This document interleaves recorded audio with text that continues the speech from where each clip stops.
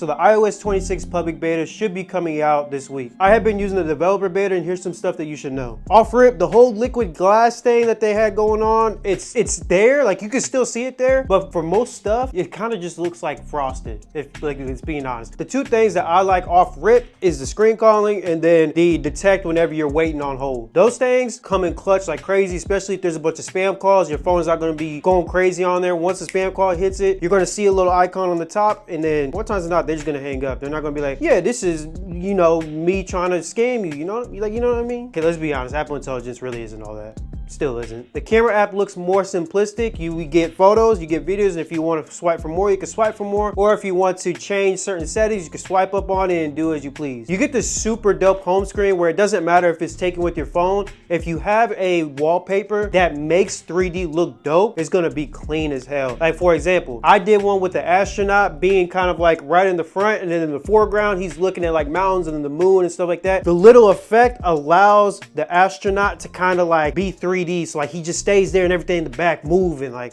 it's pretty dope. I'm not gonna, I jack with that one. Then you could like make the numbers longer, like the time longer if you want. I mean, that's up to you. Safari looks different. It kind of gives you like that endless look to where like there's not any borders on the ends, and then you still got that liquid glass design kind of. And I think one thing that they did add, which is dope on the lock screen, is the battery and saying how long it takes to charge. There's a plethora of other things that go on in iOS 26, but those are some ones that are just notable to me at least. Personally, I like the way it looks. It looks pretty dope. iOS 26 is also available for iPhone 11 all the way up.